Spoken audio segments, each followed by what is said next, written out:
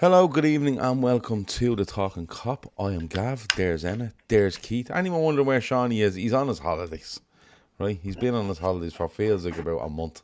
Um, I don't even know if he's home yet, but he's off. He was on the plane. He's en route, isn't he? Is he en Yeah. route home? Yeah. Okay, he's en route home from his holidays, so you'll probably see him here next week. Um, I think he's away next week as oh, he's well. away next week. No, he's not. I think he might be knocking that in the head. All right. That's the rumour going around. The Lawson clan. So he might be here next week. No one fucking knows. So, we'll see. Anyway, I am Gav. That is Emmet. That is Keith. It is the Sunday Night Cup. And Liverpool have drawn 2-2 at home to the best team of all the world ever, Arsenal Football Club. Keith, we can get into the game a little bit. Kevin actually done a really good post-match show. If you want to watch or listen to that, you can find it wherever you watch or listen. But let's get down to it. The Guard of Honour. All the talk, will they, won't they, blah, blah, blah, blah, blah. I'm going to say something now, Keith, right? And I don't know if you're going to agree with it, right? All right. I am slowly losing what used to be a huge amount of respect for Arsenal Football Club. And it's slowly draining away now. Because, look, their online fan base, I'm mad, just mad, right? But I'm slowly losing the respect I used to have for Arsenal Football Club. And what happened in that Guard of Honour today only kind of, made that respect disappear even quicker. Just going to put it out there. Why? Because I think they've got to the stage now where I think Arsenal Football Club are allowing one individual to gaslight the whole lot of them and put, I believe their reputation on the line. A very, very well built up reputation. And there's guys in that team today that didn't want to clap, just stood there, didn't want to clap. And I understand the professionals. One person. Yeah, I understand the professionals, and I understand it might hurt to do it. But Tony Adams, etc., etc., etc., wouldn't have done that today. Because Arsenal Football Club are a proper football club. I'm with you on that. I said it, and I don't know if it was yourself or Emma had said, like, we liked Arsenal as a club historically. They were a club I class as a big club, one of the big three clubs in England with Manchester United and ourselves. And yeah, I get what you're saying. They are being gaslit by Lego Head, and they are allowing him to dictate. The only thing I would say is, weirdly enough, I always felt he would have been happy to give the Guard of Honour. I think he's not a bit classy like that, but I think in that sense he sort of says, right, we have to give the Guard of Honour here. He won the league. I think he sort of, I don't like him, just to be clear, just to put that out there. I can't stand Mikel Arteta. But I never thought it was not going to be given as a Guard of Honour. And I think he does control the narrative at Arsenal. He speaks a lot of stuff, and he makes excuse after excuse after excuse to levels like I've never seen before. And their fans, and I'm not talking about like ourselves, just normal lads. I'm on about media personalities. I'm on about huge followings and, talking heads and ex-players have all rode in behind with the nonsense that he comes out with. I think it's mental what they've become or what they're becoming. Lewis Skelly decided he wasn't given a clap on the Guard of Honour, that he would stand there, but he would make a show of not clapping. I think that reflects terribly on him. I'm sure Arsenal fans will be jumping on that, saying air left back and all this shit. He's an immature little cretin. I think he showed that with the Man City debacle earlier in the season, which Arsenal rode in with the be humble crap. I think they don't see the irony of that they're the least humble club, team and fan base in the Premier League, if not the world. It's hard because I suppose a club or a team are really reflective of the manager at the time. Like we look at Liverpool, we're in a good moment here because Arne Slot's a touch of class, but he's following Jurgen Klopp, who's a touch of class. Now, before that, we were in the doldrums a bit under Brendan Rodgers, you know what I mean? So maybe I don't know, maybe we weren't as classy as, not saying we were, we didn't have class, but we're coming from a different place. I think now we're reflective of a successful team and successful managers and a successful club as a whole, whereas Arsenal are sort of punching and trying to make this. I don't know if it's even a siege mentality. I don't know what they're doing, but they're lacking a cohesive leadership there from the top to bottom. Adu was the director of football. Sven Mislintat, I think, went in as a head of recruitment. They were gone out the gap within no time. They have a new fella in now that they're all creaming themselves over. Arteta is devoid of any responsibility when signings don't go on. I'll give you the example. They talk about they don't have a striker, they don't have a forward. Raheem Sterling is there. I remember when they signed Raheem Sterling, there was a big load of guff about how Arteta worked with him at Man City and he felt like he had a great connection with him. So he's an Arteta player, but he's not getting anything out of doing that with him. And yet the media will just go on and keep talking shit about no forwards. There's a way that Arsenal are behaving that's unsavoury, I'd say. Look, there's good Arsenal fans out there. There's loads of good Arsenal fans out there. It's just a certain demographic of their online fan base are lunatics, and they try to gaslight everyone. We've said it for months on here. Gaslight FC. They're telling you everything that goes against them is wrong when it's right. You've got Mikel Arteta, who goes to me. I might have said it on here before. He reminds me of Tom Cruise.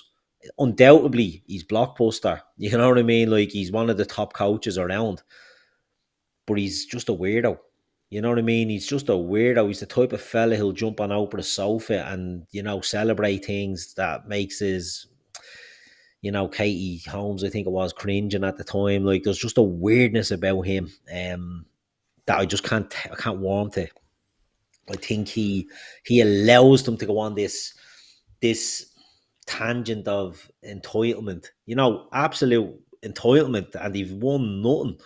One FA Cup in 5 years. Like, we're still hearing about it's only our second league title in 30 odd years. And I don't mean just by Arsenal fans, I mean by everyone in the media. Yet no one's questioning this fella. Nobody's pulling him after the nonsense he came out with after PSG about them being the best team in Europe and the best team won. I seen a girl interviewing him on I think it must have been TNT or something, and she was sort of lashing into him a bit, and he just couldn't react to it. There was an awkwardness with him, like he's just so awkward. He's no social skills. He gets it from Guardiola, who's another weirdo. I think he plays up on that a bit. But this fella has no pedigree of anything. He was a shy player. He was a jobber of a player, and he's won nothing as a manager. But we're being led to believe that he's, the second coming of fucking Jose Mourinho or Pep Guardiola or something. Like, you can't put up with much more of this. The longer they go on losing, the better it is for everyone else, because he'll be out the gap there in no time. But look, we'll see what happens. Again, I don't mind Arsenal as a club historically. I just don't like this iteration of them. Yeah. Emma, you see, my thing on this is that I think he is weird, right? I think he's weird. I think he's gaslighting his whole fan base. He has them under this spell, and and I don't know why. I think if he was sitting there with a league title and a Champions League final, I'd go, yeah, well, they're under the spell because look what he's doing. But my thing is that it's over. Like, Jurgen Klopp had Liverpool fans under a spell, right? And that's fair to say. But I don't think we'd have ever let Jurgen Klopp or his players carry on in a way that would taint Liverpool as a football club. And it might sound a very trivial thing, but I think if I'm Arsenal Football Club, I go, that fella there needs to be had a word with after this. And that's not me being childish or anything. And it's not because, it was Liverpool. I think if you do that in a guard of honour, you're being asked by your football club to go out and stand there and do a guard of honour, and you stand there doing that, I think your football club should have a... But I think it's gone too far now. I think he's that far into what is Arsenal now. I think that club are going to suffer massively because of it. They might win things, don't get me wrong, but the way they're looked upon, I think Arsenal, it's starting to go from an institution of a football club to what the fuck is this football club now? It's a reality TV program kind of a thing, isn't it? And they've done their reality TV program. Like I think at some stage there's going to be a welfare check on oil for Arteta because I think he is weird, but he learned from King Weird in Yeah. Pep.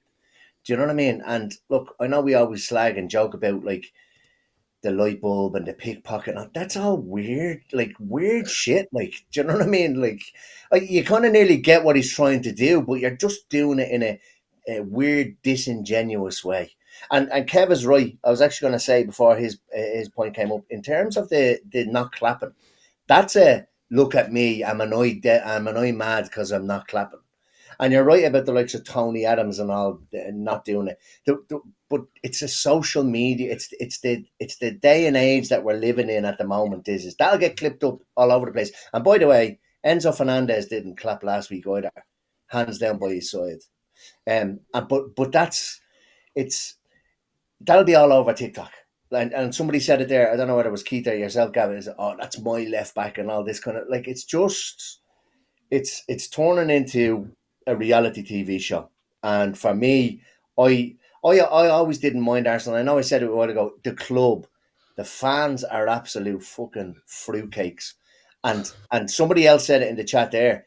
I never envisaged a time where I thought that Lee Gunner would be probably one of the more sensible Arsenal players or Arsenal fans. And he's talking an awful lot of sense.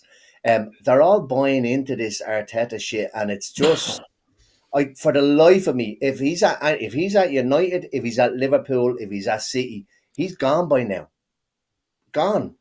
Like it's one FA Cup with Emery's team in 2020, and he's won nothing since. Like he's spent nearly 800 million. It will probably be 800 million now with the Zubamendi deal, and nothing. Right, he's made progress from where they were, but progress is not enough when you're at Arsenal or when you're at Liverpool or when you're at United. They're the three biggest clubs in the Premier League. And for me, I said it last season, he needs to win one of the big ones this season or his job needs to be looked at. And he's not won any of them. And I still think his job needs to be looked at. It won't be. No, I know, but it should be, because what's going to happen now is we're cotton on to his shit, right? Most people are cotton on to his shit and how weird he is. Not going to be long before players start doubting him and start thinking, well, hang on, I think Gabriel is 27, really good centre half. Could I be winning stuff somewhere? Even Rice is 26, Odegaard is 26. Like, do you know what I mean? There's only so much of this shit you can actually take from a manager before you start asking questions. And I said it, unless they win something, not even necessarily Arteta, but Arsenal, unless they win something after putting Saka on 300 grand, Havertz on 200 and odd, 75 grand, all these big contracts they signed, and they're not winning stuff. That, like, these boys will start doubting them, and no one's going to be paying them wages. You'll find it very difficult, and before you know it, you're going to end up with an Ozil and Aubameyang problem again at Arsenal. Arsenal were always the best at the wage structure and not breaking it, and they've completely decimated it in the last couple of years. But that's okay if you're winning things, and they're not. And this gaslighting of the best team in the Champions League. Like, I noticed today, like against PSG, it was like, I thought we were the better side now. Today it was like he was downplaying. I'm pissed off. It's my fault. We didn't play well. Discrediting Liverpool. It took him about 2 or 3 press conferences to actually even congratulate Liverpool. So this guard of honour, and by the way, why all of a sudden has a guard of honour become an issue this season? Like even Crouch talking about it. Like that to me, that's, you stand there, you fucking take your medicine and you clap out the team. Like, they are fellow professionals and they were just better than you this season. You clap them out. And that's the thought process that Tony Adams would have had, that Roy Keane would have had, or any of those boys back then. Now it's I'm gonna get clipped up, or I'm mad for not clapping. and it's not just Arsenal. It's younger players today. That's all they're about is moments. They're not about like for the badge and all that kind of stuff. It's just me. And look, we'll probably talk about the biggest me merchant later on. But for me, Arteta's a fraud. They need to move him on. They have a good side there, but I think they need a better manager to actually get them over the line. I don't see him getting them over the line. You see, I'm not even too bothered by that. I don't really care what they do with Mikel Arteta. I couldn't tell you if they're going to win something next season or if they're not, or if he's going to be a success or he's not. I don't really care. Genuinely, my thing on it is that when you do respect the football club, which I have for a long time in Arsenal, I've said it loads of time on this channel, where people joke to the point they go, I think he's a fucking Arsenal fan, because I do. I respect them so much. But watching this unfold in front of you, and watching, how, like, there was something the other night where they when they got beaten by PSG, and one of their tweets was, "This team have come of age this season. Oh, stop! There's so much more to come." And that's from the club. But this is what I'm saying. But this is what I'm saying, right? And then after today, that's now 6 games unbeaten against Liverpool. This run of form against Liverpool continues, and this is what I'm saying to you. They're making mini documentaries in the lead up to a quarter final of the Champions League. Like, there's something riding on this game. This is what, and listen, don't get me wrong. I'm not concerned for Arsenal anyway. It's just something I'm noticing. As you can have a manager that's a bit weird. You can have a fan base that's off its rocker. But in fairness, it's off its rocker because it's being literally ran by certain people to look that way, and to be that way, right? And you can have all that, and so what? You know what I mean? But when it's starting to bleed into the actual core of the football club, that's where I think you're going to go, whoa. Because this either has to go really fucking well here, quickly, or if it doesn't, you could be damaging stuff for a long time here, off the back of it. I don't really care what happens to them. It's just an observation. That's all it is. I don't know whether people agree with me or not. Or see it as I see it, but I just thought I'd bring it up at the start. And I think that Lewis Skelly thing today, listen, Lewis Skelly doesn't want to clap, so what? Do you know what I mean? Look, I'm not going to walk around next 2 weeks going, yeah, we won the league, but Lewis Skelly didn't clap us. Like, I give 2 fucks what Lewis Skelly does in that term, right? But, you know what I mean? In terms of what it's doing to them as a football club, I think that might be the just the thing I've seen, that's all. But it's enabling the gas line, you know what I mean? It just enables all that shit. It keeps it going. Yeah, it does. Keith, the game itself. I thought it was a good game. Game of 2 halves. The old cliche. I thought it was a good game up until we scored and we got 2 quick goals, and it was like, we could run riot on them here, and then Liverpool decided second half, not really bothered. Arsenal get back. Possibly Arsenal could have won it near the end. Liverpool had some chances, but like Davey T did say at the start, deep analysis after the game from Kevin Ashley, and here comes Gav at 10 o'clock. I couldn't give a fuck. You're spot on, Davey. Like, I was watching it going, none of this matters, so I won't get too upset about it. But it was a case of like them needing something of it badly for this thing they have going on, and we're going to go, yeah, whatever happens. It was a good game. I'll never look at it as a good game if we're a game of 2 halves and our half is the first half, if you get me. If you had to bet that team in the second half, you might say, oh yeah, I enjoyed that, because it's like, you come on, we dropped off. First half, I thought we were excellent, and I thought it was going to be a procession. And the goals that we got there, 2 of them, 2 beauts, 2 absolute cracking goals we got. And I thought, right, this is it. And it wasn't just that we got 2 quick goals and that was it.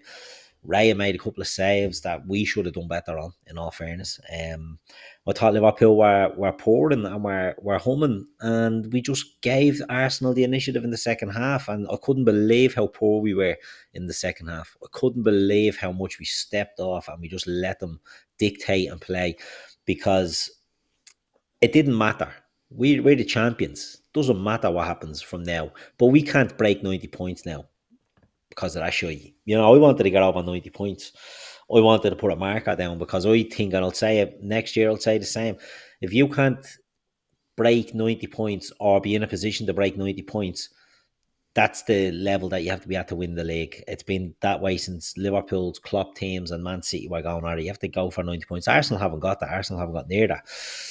They got 89 or whatever, but that's might as well be 60, 63. You know, 90 is the magic number.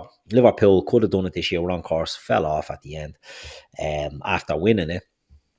But I wanted to win that today, even though it didn't matter, because I wanted to put them in their place.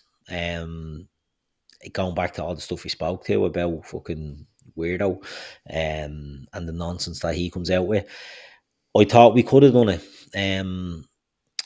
John was saying that we didn't need 90 points, so it's pointless. No, that's not the point. Not that we didn't need it. You're on track for it. You know what I mean? Like, if we hadn't needed 90, I reckon we would have gone and done 90. Oh, we'd have comfortably done 90. You know, and that's my barometer every year. 90 points. You have to hit that if that's what you want to be going and winning the league. So, look, I just think we started excellent, and I couldn't believe how poor we were in the second half. We just gave them the game, you know, and certain things then happened that we'll come on to talk about. But it was just poor from Liverpool, but it didn't matter. Ultimately, it didn't matter. You know, it was a draw. We didn't lose. I was going mad. I was watching it on Sky, and every few minutes they'd flash up, oh, Liverpool have never lost a game when 2-0 up. Oh, Arsenal have never come back and won a game when but that's because the league title's over and they're trying to fucking, and you know, they might as well have just fucking played bingo or something. Right, eyes they were down. annoying me. You can download your cards from the fucking Sky Bet there. 61,000 people have never played bingo in Anfield. Yeah.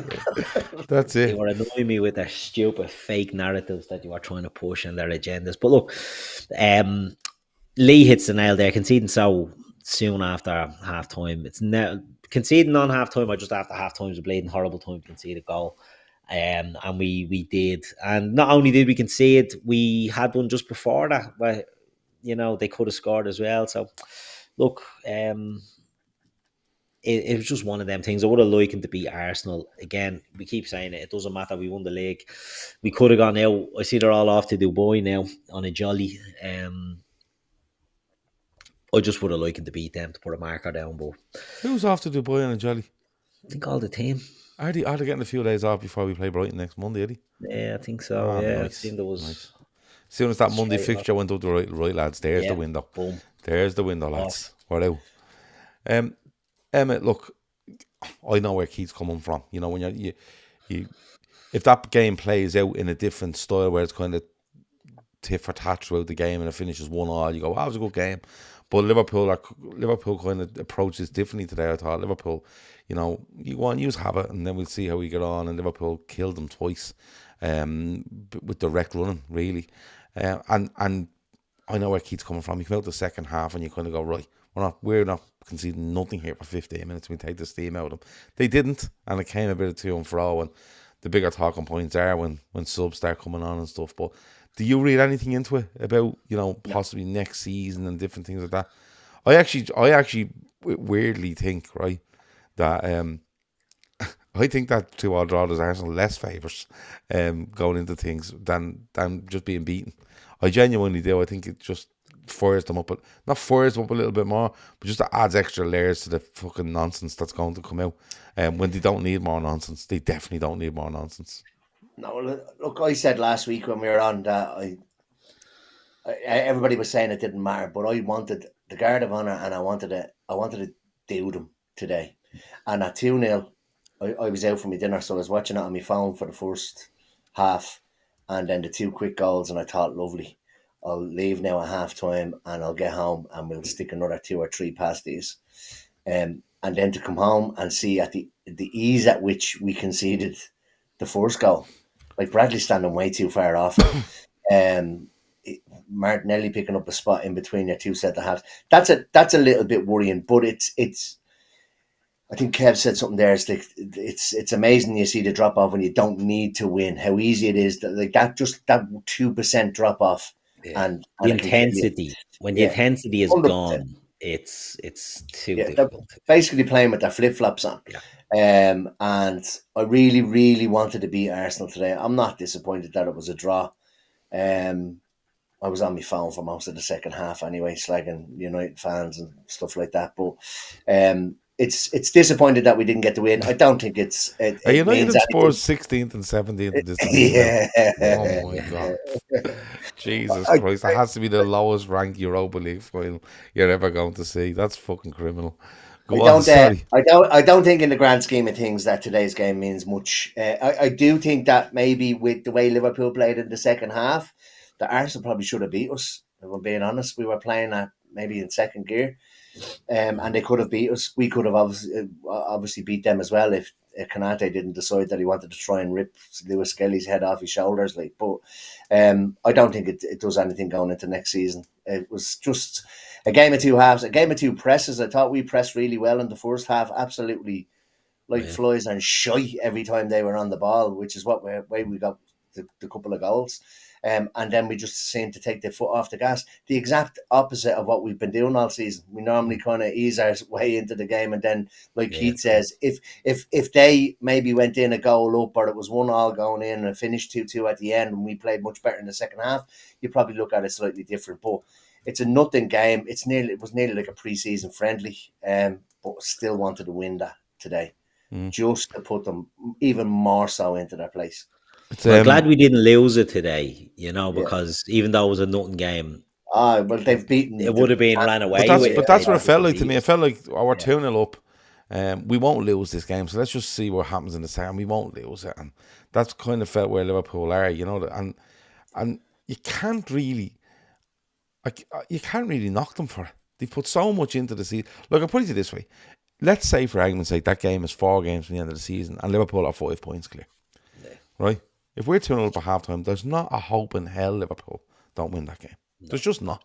They would have come out and they would have pressed Arsenal to bits, got a toward and went, right, give up now or we'll fucking keep going. You could see it. Do you know what? You could actually see it towards the back end of the first half, I thought. And then start the second half, they get a goal and it's like, right, okay. But then we just start making subs and all sorts.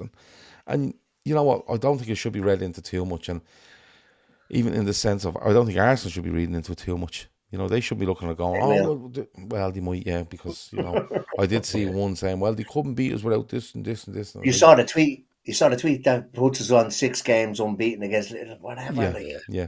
But 700 days since they lost against the top 6 team. Wait till we fucking bounce off you next year when it means something. Yeah. Do you know what I mean? Tottenham have 20 defeats in the league this season. That can't be true. Yeah, that's crazy. That's crazy. Yeah, they haven't drawn many. They haven't drawn many. 20 defeats in 26 games. Yeah, 5 draws. I think they've had something like that, and the rest of them. Holy shit! United aren't far off. But I think they had 9 draws or something. United and then 17 defeats. 16 defeats for United. I know. I think it's 17. 16 was last week, wasn't it? Right, that's fucking mad. We might talk about them a bit more in a bit. Keith, look, 17 defeats for United, 9 draws, 10 wins.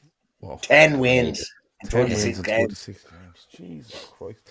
But Keith, look, the game 2-2.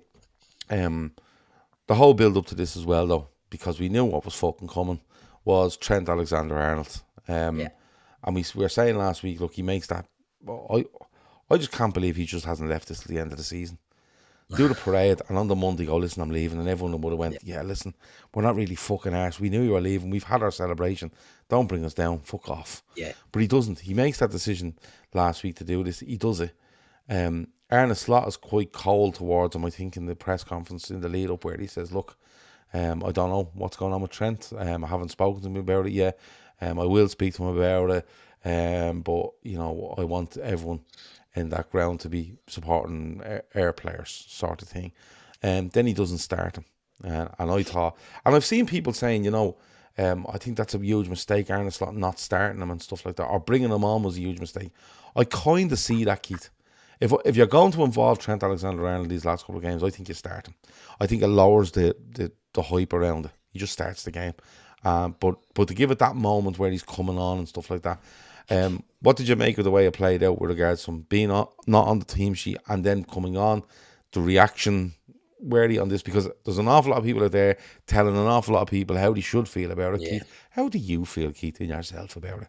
Well, you touched on it. We said it last week. We spoke about that he will be booed. We don't want them to be on the last day of the season. The three of us said it. Like, the last day of the season, Trent Alexander-Arnold will be booed by the crowd, whether you agree with it or not, because you used the example of the Leicester game when the Talkin Kop booed him in sections, and we sort of knew that was coming, and we were told, no, it won't happen. It won't happen. Well, it happened. It fucking happened.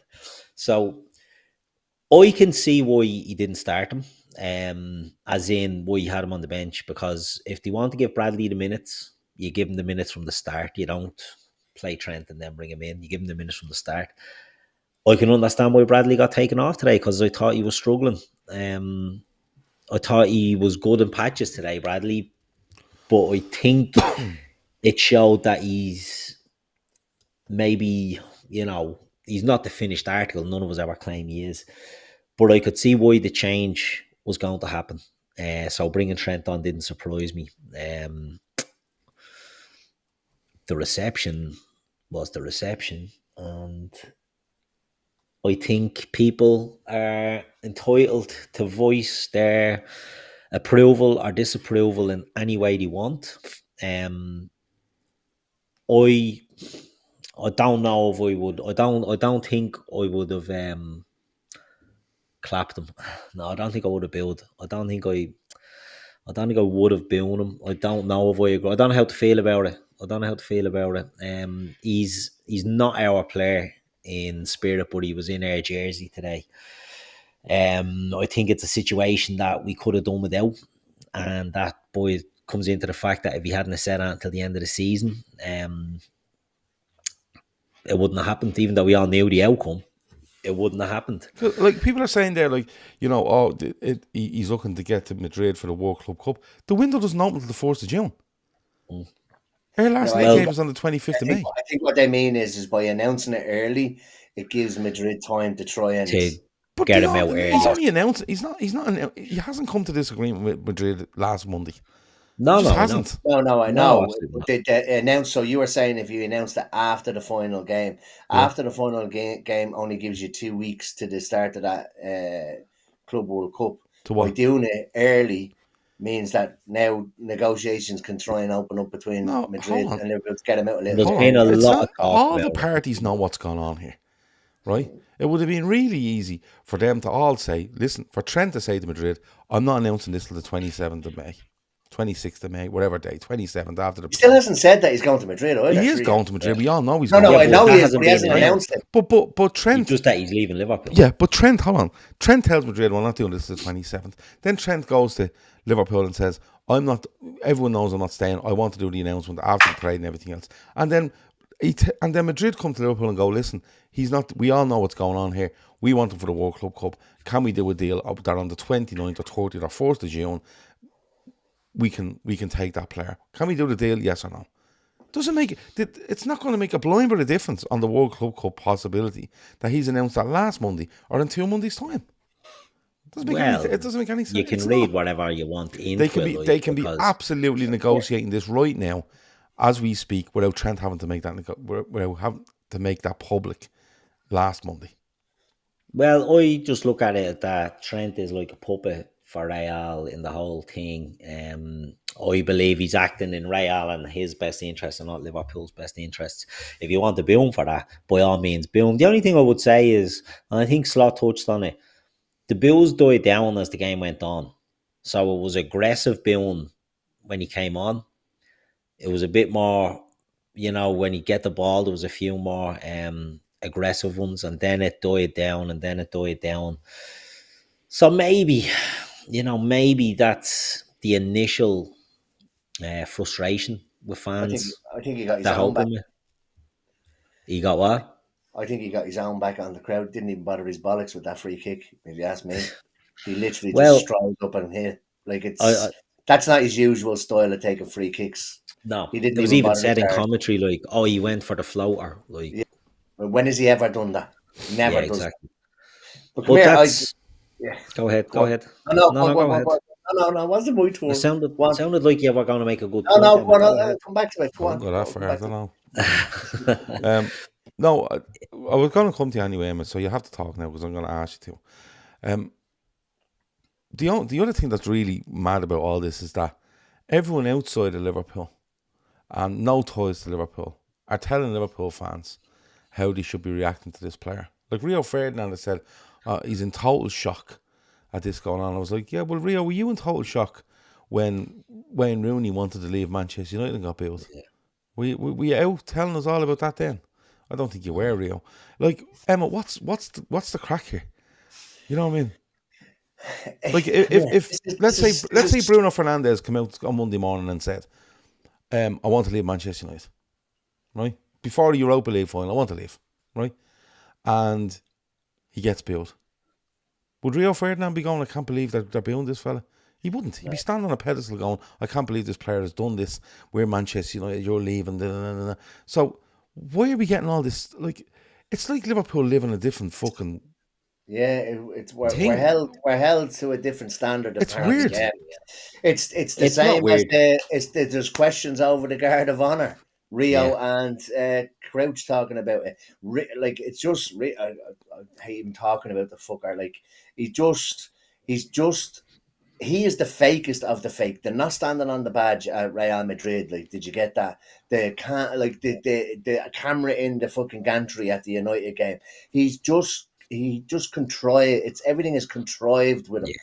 And he put that up, and he got absolutely leathered, by the way. I won't say what some of the things that were said about him. Well, we can all imagine. Yeah. But it's just, again, it's the generation that they're all falling into is that that'll get clipped up. It'll be it's just, look at me. It's similar to the not clapping. It's, if I have to say something here, I have to have my opinion on this. But most of them have spent the last 3 years telling us that Trent can't defend, and he doesn't. Yeah. Should he be in the Liverpool side? I was having this argument earlier on. Like, everybody saying that Trent, like, absolutely giving them dogs abuse week in, week out, and all of a sudden the knights in shining armour are out when Liverpool boo a player. Like, I agree with the booing? I think he deserved it, because he could have left it till the end of the season. And my opinion isn't because he wants to go to the Club World Cup. My opinion is he wants it to be the Trent show. He thinks he's got, and I said this last week, he thinks he's going to be handed a microphone or something in Anfield at the end. Yeah. He should get a bang of a fucking microphone. He shouldn't be anywhere near a microphone or his jersey and all that kind of stuff. Today should have been his goodbye. Right now, probably wouldn't have been the best with the way he got billed coming on. It should have been wrapped up and done and dusted today, and he shouldn't be anywhere near it on the final day. But he deserves to go up and get his medal. He deserves to go up and hold the trophy. He helped us win that. But it's not the Trent show. And for me, he did the release of that, and he knew what was coming. He said it in his video. He said some of us will be annoyed, some of us won't agree with it. He knew what was coming. He knew full well what he was going to get today. And hand on heart, and I know myself and Shawnee probably agree because we were messaging, I think Slot did it as a kind of a slap on the wrist today. I'll bring you on and see what reaction he got. I think I'm not suggesting that he threw him to the wolves, but there was that, you kind of got that from Slot in his press conferences and his comments on the whole thing since he's made the announcement, that it's kind of like, we know how ruthless he is. I wouldn't put it past him if that I know he grouped the 3 substitutions together, but they're all called out individually. I think he half knew what was going to happen to him. And it's basically, Trent thinks he's bigger than Liverpool, and today proved that he's not. When he was standing up getting ready to come on, they were singing Steve Gerrard. They were singing Chiesa's song all day, which I think is fucking fantastic. But he got a taste of I think it's going to get worse. I think it'll be worse if he turns out against Brighton. I think the travelling cop, like Leicester, will boo him. I think on the final day, I think you're right in saying that if he starts.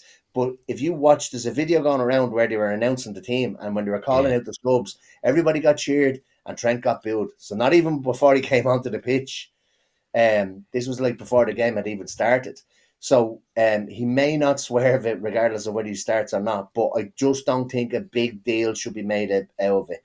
I think he's tried to make a big deal out of it, and he saw today the backlash of what. And rightfully so, when we didn't know, before he made his announcement, he got his flowers in front of the cop the day that we won the league. Right? He got his That adulation. was his You've moment. now turned your back on us, and we'll show you what we think of that. Is basically what I think the crowd is. Would I have billed? Yeah, I definitely would have. Love it. Because And that's absolutely everybody fine. everybody goes on about the 20 years. He's given you 20 years. No, we've given him Yeah. 20 years. I had Right? And, this every, argument before. and I know other people said, and I know Shawnee has said in the past that, what about the amount of young fellas that don't make it? Well, they're not good enough to make it. Like, do you know what I mean? So they move on. I know you cast them aside, but we've pumped 20 years of coaching, strength and condition, all that. We've basically made him the player that he is now. And what he's done is, since he's made his decision, and I think it was a couple of years ago, if not a little bit longer, when he was only agreeing to 4 years, he's shown more loyalty to Real Madrid in that time than he has to Liverpool.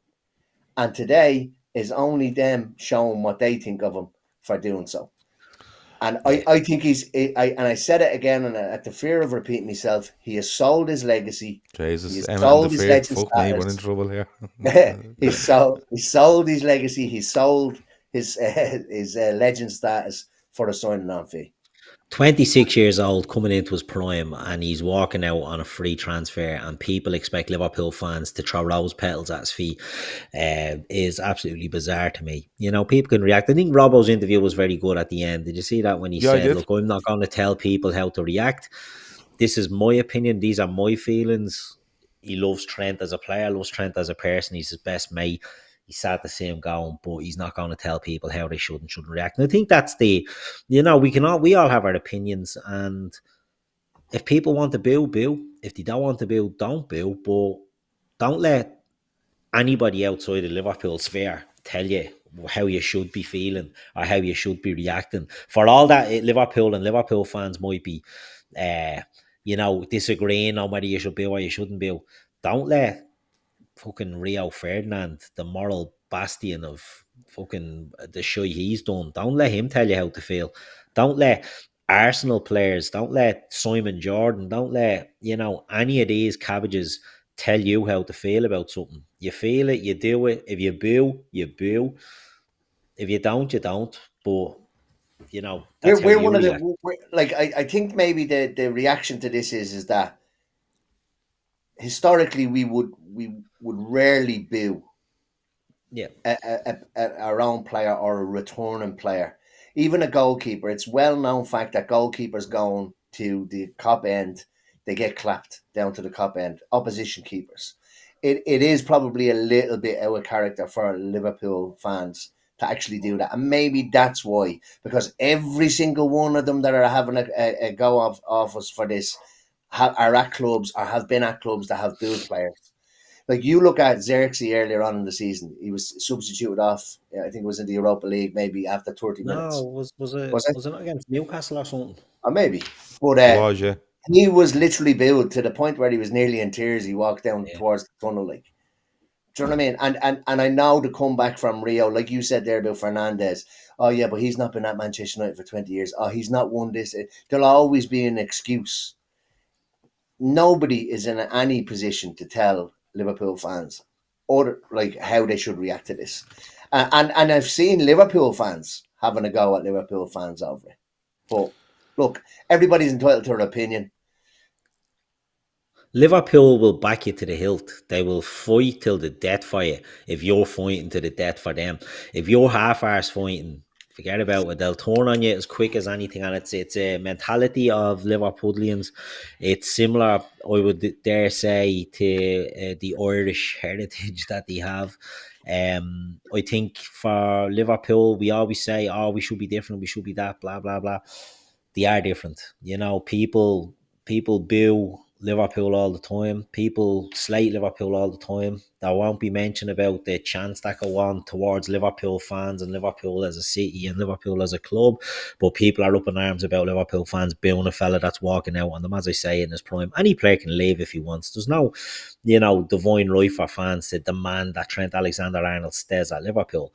But it's how you leave will dictate the reception that you get. And people feel, rightly or wrongly, I think rightly, that he has been a bit of a snake in all this and it's been manipulated by his team We all know who that is, his brother, and Real Madrid to get to this stage. And I'll let you in on a little secret that everybody knows as well. They're doing the same thing with Canate. So Real Madrid are a scumbag team. They're a scumbag club. Hate them. They're going to do it to Saliba. They'll do it with everyone. That's their model now. That's exactly what what they're they're going gonna to do. do. If he just do bills today, wait till he has a stinker in a fucking Madrid game. Did you see the Madrid fans are all rounding up to meet the Barcelona or the players off the bus because they got beaten by Barca today? So good luck on the cup there, Trent, when you're bleeding. Well, Put in it, by the way, because his defending on that second goal was shite as well. Stood like a bleeding statue and kept him on side. JS says nobody expects him to be treated like a king, but acting like he committed a crime is childish. You see, JS, I haven't seen in this chat I've before. never walked up to a criminal and booed them. No, but I've never seen JS in this chat, so you're probably watching, don't comment, you're probably commenting the first time, you're very welcome. My thing on this has always been, forget the football and forget the money, right? When I say common knowledge that Trent was running down a contract in tandem with Real Madrid to sign for them, right? I think a lot of people will agree with that. The vast majority of people will agree with that, right? He's going there and people are claiming now he's going to earn less money at Real Madrid than he will at Liverpool, which is possibly true, right? Yes. What he'll be given will probably turn that into a no, because the signing on fee will absolutely will balance that out. And I've said it for I don't know how long. If you put the football and you put the money aside for a minute, it's how you are perceived when you leave a football club, right? It's how you're perceived. Now, people do put forward the argument, well, the club have got rid of the players and the club have got rid of this and the club have got rid of that. Yeah, they have. They absolutely have. But I can't remember a player being told by the club, listen, we're not going to renew your contract, we're going in a different direction. Origi, Wijnaldum, I've never seen a player that would turn around and go, right, I'm going to absolutely slate this football club before I leave and slate this, whatever it is. It always seems to be on decent terms. And when you talk about Wijnaldum, and when you talk about even Thiago, when he had to retire, you talk about Origi, Wijnaldum, Thiago, name them, Matip, they're all held. And funny enough, Javier Mascherano refused to play a football game for Liverpool in order to get a move, and they still love him, right? Alonso was treated terribly and then decided I want out. They still love him. Suarez went training on his own, right, and done a 4-page spread in the Telegraph, I think, at the time, saying he was being held as a slave at Liverpool, and they still love him. So all this stuff of when it's on the club's terms, everything seems to be all right, and when it's on a player's terms, why did he knock the player? I'd never knock a player for wanting to try something new. I'd never knock a player to want to earn more money, right? I wouldn't. Because let's be honest about it. If you offered me, or anybody, something new with more money, the chances are you're going to take it. Let's be honest. Forget football for a minute. In life, if you might want to leave the UK and live in Spain, you might want to go and live in New York, you might want to go and live in LA, you can earn more money. Why wouldn't you have a go at it? Everyone likes to travel and do things, unless you're a complete homeboard and you decide you want to stay, right? But I always said it, how he's perceived is what's going to kill him here, right? I don't think Liverpool fans in 10 years' time will go, he was fucking brutal because he left. They won't. They'll say he was a great footballer, right? And it's more on Trent because of where he's from, and that's just life, right? Because where he's from, right? Yeah. I don't think he's taken into account enough that he's leaving a club where he was, forget who gave who 20 years. He's leaving a football club that's on his doorstep, right? That he's gone and he's given everything for, and they've given everything to him, and they've turned out brilliant, right? He's underplayed or he's underestimated how his, and I hate using the word legacy, but how he's perceived by a fan base and the people of the city, or the red side of the city, or whatever you want to do. I think he's undervalued it. I think I think he'll go off and he'll win stuff with Real Madrid. I've no doubt about it. I think he'll win stuff with Real Madrid. I think he might end up with a couple of awards, whatever he will do, right? He'll play in more World Cups, he'll play in more Euros, he'll play in World Club Cups, wherever it might be. But I think at the end of it, does Trent care about what his people think of him, or does he not? And people will claim that he doesn't care. I think he cares, but I I think he thought, I'm Trent, I've done enough, I'll get away with this. And that is simply not true. And this has been my argument since the very, very, very start. Forget money, forget fucking anything else. How are you perceived? How do your people, when you return from Madrid in 5 years' time or 10 years' time and you come back, how are your people going to perceive you? And the way this is played out, and the way the silence, but the drip feeding into the media and people knowing what's going on and the announcement and everything else, is not going to end well for him. And I think that's something in life, as a person, I think he'll regret. Forget the football side of it. In life, I think that's what he's going to regret. Didn't help himself with all that shite when he was playing, you know, scoring goals. We've given out about the arrogance of him for years, with goal celebrations and things like that. And, you know, he leaves on bad terms. He could have left on better terms. Any player can leave and do what he chooses to do, but he's chose not to do that. And he'll take the flack that comes his way. I think he thought he was skulking out of Liverpool when Liverpool were going to have a massive rebuild. I think I know Emmet agrees, and I don't know about you guys, but this deal isn't being done in the last few weeks. This has been No. 2 years in the works, if not more. And I think he thought with Klopp leaving, this is lovely. This is a lovely bit of gear here for me, because I'm going to just go and nobody can say a word, because Liverpool are going to be 6th or 7th in the middle of a rebuild. Who the fuck is Arne Slot? Great. I'll march out of here and nobody will think any bad of me, because I'm going to the great Real Madrid and they wear it all white and they're the bastions of, you know, football in its purest forms, and I'll be a hero. And that hasn't worked out for him, because Slot came in and done, I'd say, the unthinkable, because nobody gave Liverpool a chance to win the league at the start of the season, and he's done that. And this shite about going for a new challenge, I think I've heard this on other podcasts, so I'm not claiming this is my own. The challenge here is to keep Liverpool, build a dynasty with Liverpool, because we said it last week. We've won 2 Premier Leagues in 30 odd years or whatever, and the last one we won back to back titles was 84. So, you know, the challenge is, as the scouts are in our team and all this marketing shit that we had with them. You know, the challenge there is, right, in 2 years, you're the captain of this club. You're leading them to 7, 8 Premier Leagues. Do you know what I mean? Over your career. And then you sign off. And that was the challenge. Going to Real Madrid to be a big part player in, you know, their model, which doesn't seemingly be about winning the league. It's all about the Champions League. And that's what he cares more about. So it's really difficult. He could have went out. He thought he was getting an easy way out. He didn't get an easy way out, and the shit's hitting the fan now, and just has to deal with it. Is what I'm saying. Just has to deal with whatever comes his way. I think that's where the frustration comes from. Is that he's leaving us now when we're on top.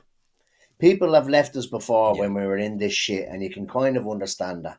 Yeah, that's a new challenge. That's, I want to go and win things. That's like Harry Kane leaving Spurs, and there's others have done it. Like Torres left and went to Chelsea. That stung like fuck. Yeah, but they were probably more likely to go and win a Champions League. He won a Champions League. Yeah, but AKA go on. AKA the Rat says he left on the best terms he could have. Won the lot and didn't push for a move. Supporters should think how they're perceived, but that'll never happen. And Real Talk says he leaves on bad terms because people like Carragher have been pumping out toxic atmosphere over the past season, like he also tried to with Salah. He doesn't leave on the best terms he could have. The best terms he could have left on Liverpool was he could have came to Liverpool last summer and said, "Listen, I want to go Real Madrid, etc., etc., etc." Right now, what's happened to him is he's fallen under this thing where Real Madrid have, I think, said to him, "Listen, we're not signing you unless it's free." So now he's committed to that. Yeah. Right? So maybe AKA has a point that he's left on the best terms he could have because he's put himself in that situation where he's only going to Real Madrid if it's free.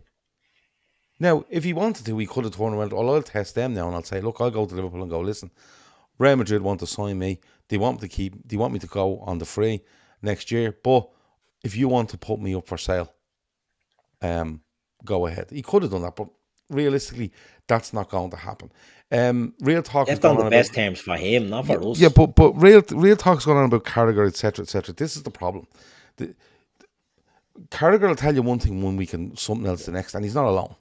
You know, your Nevilles, your Ferdinands, your whoever, pick a fucking name, it doesn't matter.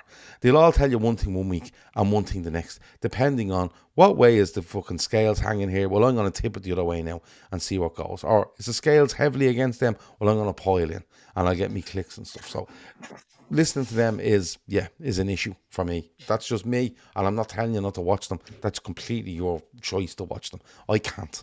I just can't.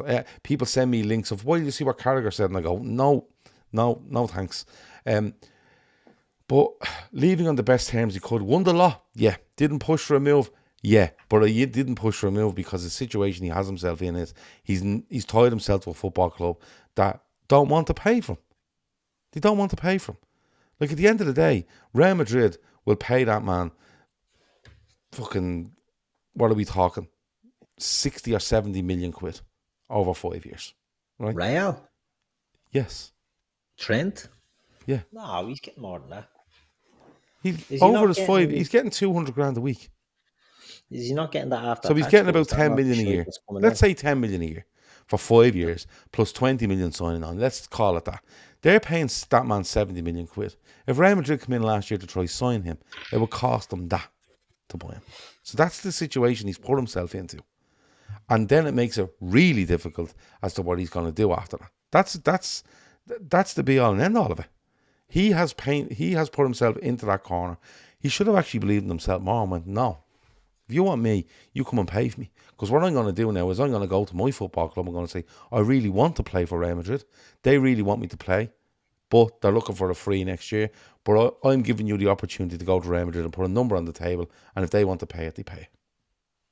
That's how you leave on better terms. It's what McAllister done at Brighton. Signed with a release clause and he got 35 million from him. Yeah.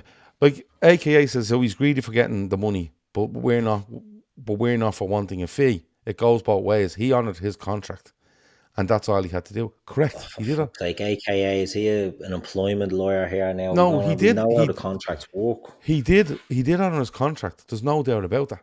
He did honour his contract. No doubt about it. But he would have also honoured his contract if he'd have told when he knew of the Real Madrid interest and told his employers of the Real Madrid interest and allowed his employers to do something about it. And listen, we can go on about whatever you want and he's honoured the contract. You can do all that, no problem. But we know the proof is there. The proof's in front of you. The problem people have with Trent Alexander-Arnold is the way he's leaving the football club, the time he's leaving it, and how he's doing it. That's it. That's all it is. Forget the money and forget the this and forget the that.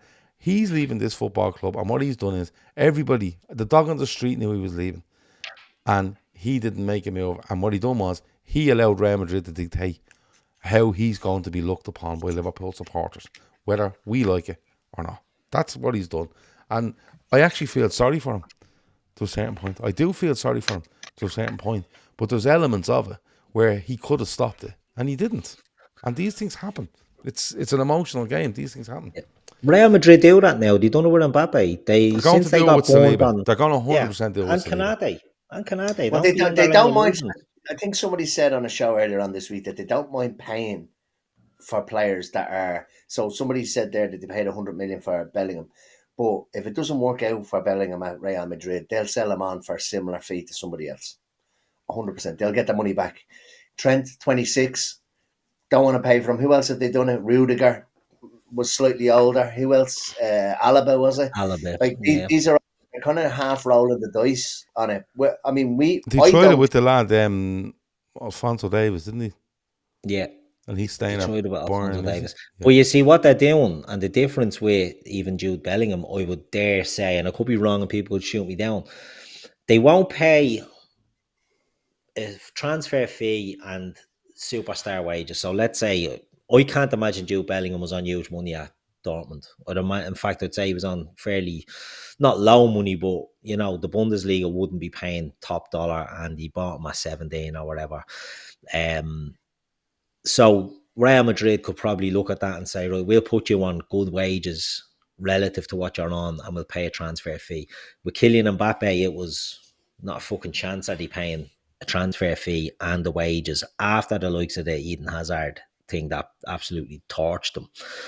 And they've moved to that model, you know. So Trent is already on 200 plus a week with us, isn't he? Yeah, he was up 180 there, and bonuses as 180. well. You know, so he's already on big money there. So, you know, they talk about, oh, he's going for less, he's going for 150 a week. I'm reading that's after tax, you know, and they're just down and putting the Well, the thing tax down. is completely different in Spain. I think Yeah. they pay very little. I think it's 50% in the UK. Yeah, but whereas in the UK they talk about a gross rather than a net sort of salary figure, you know what I mean? So he's not getting done out, but as well as that, he would have been weighed in at Liverpool. He would have been well looked after at Liverpool. So he's going for a signing on fee. Is basically he's getting the transfer fee that Liverpool don't get. Can you begrudge him at that? Probably not, but you know that's essentially it. The money side of it is a few million. What's a few million to a millionaire? Do you know what I mean? It's easy for me to say that I don't have a bleeding pot to piss in, but a millionaire getting another million, who cares? I just think it's Trent going over there, and as you said, Gav, you can leave a club in a way that you can be remembered. You can leave a club on better terms than Trent is leaving them, and people are entitled to feel how they want to feel about it. And people in the chat even are divided by the looks of it. You know, some people said they were there and they build. Some people are saying, "Oh, you should be going." Like AKA says, "Oh, so he's greedy for going to get the, but we want the fee." Football's emotional. It's emotive. Everybody has, you know, high emotions and high feelings. It's never going to be, oh well, you well done, Trent, you go. But we're going to see it again, and someone saying we should have forced them and sold them. You can't do that with a player. And I No, see the same with you Konate. You can't, can't do that. because If they're in the air and they know they're if getting the he's money, made the decision, he's going somewhere, yeah, and Real Madrid are saying you're only coming here on a free. You can't sell him. Like real talk said, is it about the money? Liverpool sold Sterling for 50 million. No, Liverpool sold Sterling for 50 million because Sterling's agent sent him yeah, onto television to tell people. He was on the. It was he literally sent them on screen to yeah, fucking go on about Liverpool, and that's why he's hated. It's nothing to do with the money. That yeah. one's nothing to do with the money. Bejan says, Gav, how much do you think the transfer would have been to make the fans happy? Because the narrative around FSG selling the Scouts would have been framed out, don't you think? No, because They would have everybody said knew he would have wanted to go. everybody knew what was coming here. They all know about it for the last year. If Trent, you know, and people say Madrid made a bid. Where did he make the bid? Where did he make the bid? In January, apparently 20 Anyway, million, which is But they derisory, and didn't. they're never going to accept that going for a league. No, but this is what I'm saying. It's how it was played out. The simple fact of the matter is, Real Madrid told Trent he would have one chance to sign for them, and it will be on a free, and Trent agreed to it, and has played this game for the year. No problem. You want to do that, go and do it. But there's always going to be something at the far end. And I don't think, listen, immediately this is going to hit Trent now as billed today. And look, it will hurt, it will sting. I think it'll actually sting more, and it'll have a much more lasting effect on him years down the road when his playing career finishes, and he sees opinions around Liverpool and the football club, the whole weight, the actual whole weight, and he sees how he's looked upon. That's where we are. I don't think he's ever. I don't think he's ever going to be despised to the extent that others have been, but he won't get the adulation that he should get exactly. Yeah. because of what he's done. Steve McManaman was a great player for Liverpool. They made two separate bids in January and both were rejected. They were rejected because Liverpool were going to win a title. Yeah, but they knew what they were doing. Like it's come out throw that bid Trent, in, and we can Trent always say against that. Man Oh, United, look, we made a can't bid. even remember because his head was in the clouds from the bids that were coming in. So like they unsettled him, and the fucker knew he was going there anyway. Like so, they're a disgraceful club, horrible shower shit. But come here, just before we finish off, right? Because on, we knew the show was going to be about this, because it's got like, and I hope this is. To be fair, I hope this is the end of it. You ever spoken about Bill so much without mentioning Everton? Yeah. What do you do for the next couple of games, Keith? I'm sorry, I'm getting a headache trying to read a comment there. What do we do for the next couple of games? I wouldn't have Trent in the squad, but he will be. You know, he'll possibly start. I wouldn't have him there. I think it's counterproductive having him there. I would take a few million off Real Madrid and let him leave his contract early, but again, that's not going to happen.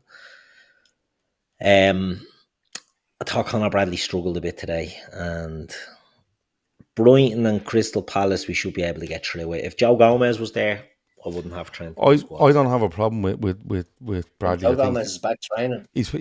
but Bradley's had a bit of a stop start a couple of weeks. He came in, he Oh played a yeah, couple of games. I he's like gone. Bradley. Just playing. Huge fan. He looked Huge like he fan had of him.